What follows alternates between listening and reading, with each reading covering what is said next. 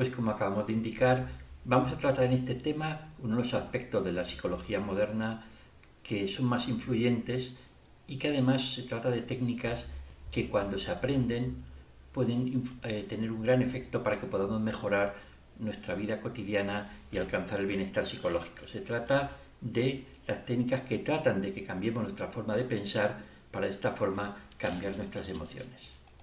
En principio podemos decir que todas las técnicas cognitivas, es todas las técnicas que tratan de la modificación del pensamiento para modificar las emociones, tienen un proceso de 3 fases. El primero es intentar hacer explícitas esas ideas, esos pensamientos que tenemos y que hace que reaccionemos ante determinadas situaciones y que muchas veces están ocultos hasta para nosotros mismos. Se trata de entenderlos, verlos y ver cómo están influyendo en nuestra conducta y cómo están provocando determinadas emociones. Después, cuando comprendemos cuáles son estas ideas, intentamos dialogar con nosotros mismos para entender que estas ideas, reflexionando sobre ellas, son erróneas, son perjudiciales y no son racionales, no se corresponden con la realidad. Y cuando lo hemos hecho, cuando hemos empezado estrategias activas para modificar esas ideas erróneas, cuando hemos cambiado las ideas erróneas por otras racionales, vemos que como producto de esa reinterpretación se ha producido un cambio de las emociones asociadas, es decir, las emociones negativas se transforman en emociones mucho más adecuadas para nuestro bienestar. Esto valdría como referencia genérica a una serie de pasos que en lo general comparten todas las técnicas que tratan de modificar los pensamientos para modificar las emociones, y las técnicas racionales emotivas. A continuación vamos a hablar de la más influyente, que es la de Ellis, que de alguna forma se puede considerar que es como la persona más prominente y la más destacada y el más influyente de este tipo de técnicas. Existe también, y es muy importante conocer las técnicas de Beck, pero que se trata sobre todo centradas en la depresión, pero en esencia, como vamos a ver, los principios fundamentales y las técnicas y lo que hay detrás de ellos son muy parecidas. Vamos a partir de ahora a seguir esta que consideramos que es la más importante y además también la que ha sido más influyente, que son las técnicas de Ellis, que son las que seguimos a continuación. La terapia racional emotiva de Ellis, hay que empezar señalando, y lo señalaremos alguna vez más, que parte en principio como terapia, porque Ellis era un psicólogo clínico que empezó en el psicoanálisis y lo que, decepcionado por la falta de eficacia del psicoanálisis, crea unas técnicas nuevas basadas justamente en el cambio de ideas y al final, aunque estas técnicas están basadas principalmente para su uso clínico, es decir, para que un psicólogo las aplique, al final lo fundamental de ellas es que pueden ser utilizadas por todas las personas, cada uno, vamos a ver, y para eso tiende la terapia, es que cada uno aprenda a ser su propio psicólogo, a que ese diálogo con el psicólogo se acabe transformando en un diálogo con uno mismo. Bien, la terapia se basa en lo que vamos a decir, en que son las interpretaciones y creencias irracionales que realizamos lo que nos lleva a ver lo que nos sucede o lo que nos puede suceder como temible o insoportable. Es decir, no son los hechos que son los que nos suceden, sino nuestro miedo a ellos o nuestra interpretación irracional de las cosas. ¿Por qué? Porque estas interpretaciones, estas creencias irracionales son dogmáticas, es decir, que se expresan como una obligación impuesta a nosotros mismos o a los demás. Es lo que hay detrás de cada vez que decimos debo de, tengo que, necesito. Esto está creando una interpretación dogmática que crea determinadas emociones negativas. Porque al no conseguir esos debo de, tengo que, necesito aprobar un examen, por ejemplo, si no se consigue esos propósitos no racionales, se provocan emociones negativas como la depresión, la ansiedad, la culpa, y es lo que nos trae el malestar, el disgusto, la tristeza. ¿Qué es lo que se trata entonces? De cambiar esas interpretaciones, esas creencias irracionales, por creencias racionales, científicas, realistas. De tal forma que ya no hablamos de debo de, tengo que, necesito, sino me gustaría. Quizá no necesito puedo ser feliz aunque no apruebe un examen, pero me gustaría aprobar un examen. Las preferencias relativas, cuando las logramos, no crean malestar, no crean ese mismo malestar. Puede crear frustración si no lo conseguimos, pero no llevaría nunca a la depresión o a la ansiedad. Porque aunque no se logren, Es verdad que, como digo, puede crear frustración, pero no crean emociones inadecuadas. Porque ¿qué pasa cuando existen en las personas, y en todas las personas, como vamos a ver también, hay ese tipo más o menos oculto, a ese tipo de exigencias absolutistas o dogmáticas?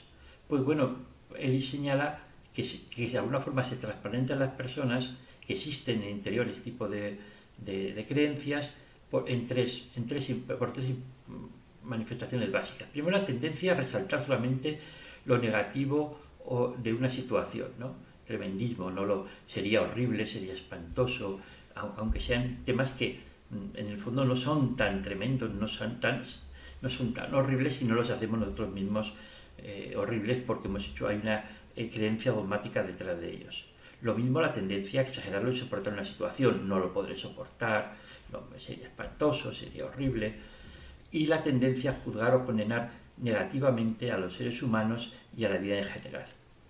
Por lo tanto, frente a todo esto, el objetivo general de las terapias racionales y emotivas es que las personas aumenten su aceptación, la tolerancia a la frustración, y que eliminen las creencias irracionales. En esencia, actuar de un modo más racional, es decir, más científico. En gran parte, la terapia consiste en aplicar el método científico o el diálogo con uno mismo racional para justamente cambiar las ideas racionales por las irracionales.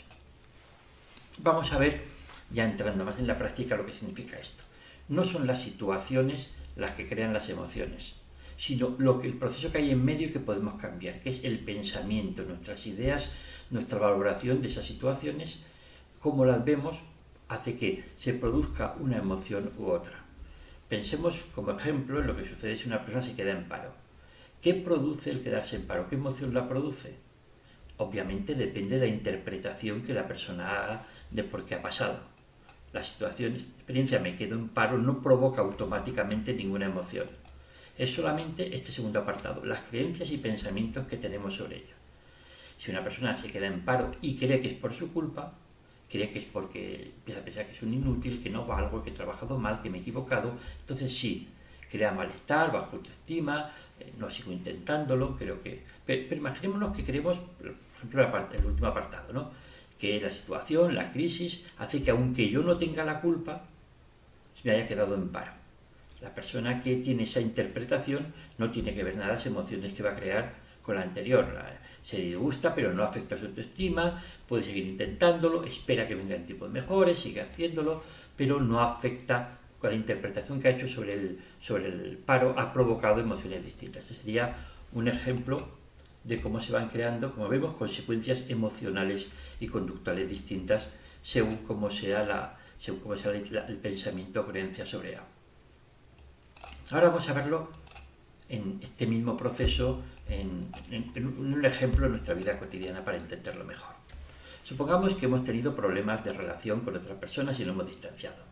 Puede ser que uno con la pareja, con un amigo, cualquier tipo de problema que se ha provocado, intenso o no intenso, un ejemplo general, con otras personas.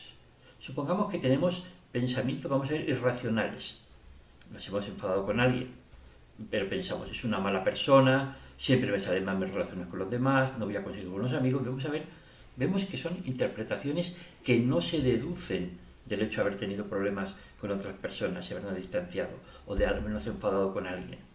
Esas son interpretaciones nuestras que tienen un gran toque de racionalidad. ¿Por qué? ¿Dónde está escrito que el que yo me haya enfadado con alguien haga que esa persona sea mala persona? ¿O por qué tengo que interpretar de ello que salen mal mis relaciones con los demás? ¿O por qué que en un futuro no voy a tener nuevos amigos? Son interpretaciones irracionales, negativas, pero que muchas personas hacen.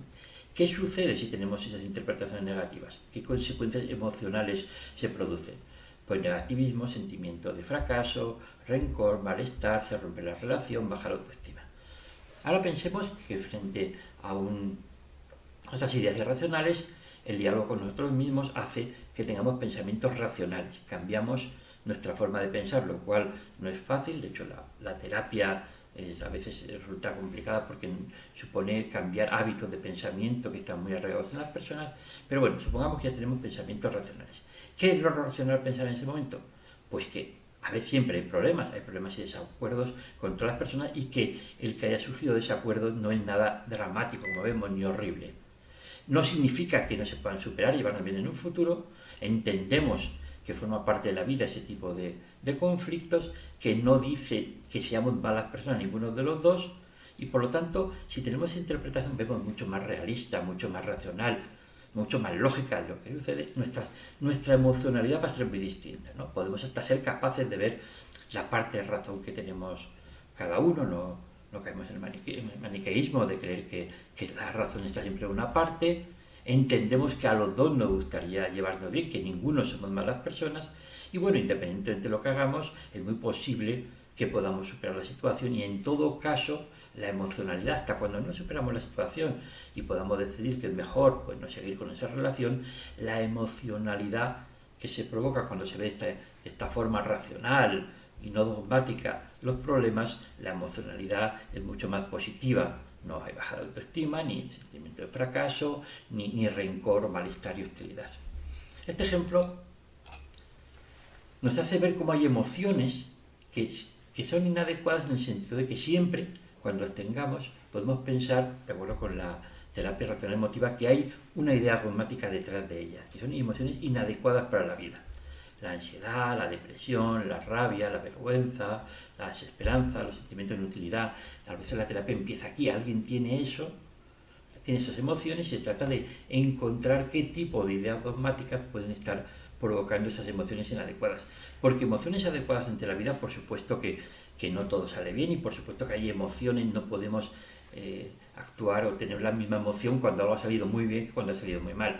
Podemos sentir alegría, placer y amor cuando ha salido bien, o sentirnos frustrados si hemos fallado en algo, hasta tristes cuando hay un acontecimiento triste. Supongamos que estamos tristes porque esa relación anterior que hemos dicho se ha roto. Bueno, podemos tener tristeza, sería lógico, desaparecerá, pero no depresión o rabia, por decir algo, desesperanza. Nos sentimos incómodos. Preocupación en un sentido positivo, es decir, ahí es bueno que existan estas emociones. Estamos equivocándonos mucho y podemos preocuparnos por hacer las cosas mejor, pero no nos preocupamos como una anticipación temerosa del futuro de algo que no ha sucedido, ¿no? Y un sentimiento de autoaceptación. El cambio de la racionalidad, el cambio de nuestra forma de pensar, hace que esas emociones que hemos visto, que vemos aquí en rojo, se transformen, porque son inadecuadas, se transformen por emociones adecuadas, y que esas emociones adecuadas hace que nuestra vida sea mucho mejor. No es, lógicamente, la vida siempre tiene problemas, pero nuestro bienestar, a pesar de todo, vale, sucede esto, pero podemos ser felices. No tengo a lo mejor este amigo, pero puedo ser feliz igual. No tengo el trabajo, pero puedo ser feliz. Detrás es la idea siempre de que, claro que hay problemas, pero que esos problemas no nos pueden hacer pensar con esa visión catastrofista arriba, que eso impide ser feliz. ¿Cuáles son las características básicas? Aquí me voy a referir un poco a las técnicas, a esta terapia racional, un poco por contraste con otro tipo de terapias. Pensemos la terapia humanista o la terapia psicoanalista, lo que la caracteriza en cuanto a la relación de psicólogo con el cliente, ¿no? Aunque también es verdad que, como decimos, estas técnicas están pensadas, y lo que se trata de que uno acabe siendo su propio psicólogo, y por lo tanto la terapia sea algo que uno hace fundamentalmente con uno mismo. Bueno, como hemos visto, en la terapia su finalidad es debatir esos esquemas mentales y racionales para cambiarlos por otros racionales. Es la finalidad de la terapia. Por lo tanto, se basa no en lo que es la interpretación del pasado, como fundamentalmente hace la teoría psicoanalista. No me hace falta saber qué te pasó, sino qué parte de lo que te pasó está plasmado en una estructura cognitiva. Lo importante no es lo que te hicieron, sino si tú tienes ahora mismo, en este momento, una estructura irracional que a lo mejor es producto de tu pasado, pero es ahora cuando la tienes, y es ahora tú cuando eres responsable de cambiarla. Bueno, utiliza todo tipo de técnicas, de hecho se llaman las técnicas cognitivo-conductuales, que son con diferencia las más extendidas y aceptadas por su eficacia en la psicología científica. Es de corta duración, se trata de que la persona aprenda a desarrollarse con sí mismo el papel de psicólogo, de ser capaz de debatir los esquemas mentales y racionales, y estructurada y directiva. Entonces vemos que sería un contraste con las técnicas o con la terapia psicoanalista porque justamente es de corta duración y por su estructuración, y con las terapias más de corte humanista, porque justamente directiva no está frente a las terapias justamente no directivas, que son de corte más humanista. Y como he dicho, la finalidad de la terapia, la finalidad última, es justamente que cada persona aprenda a ser su propio terapeuta y siendo capaz de utilizar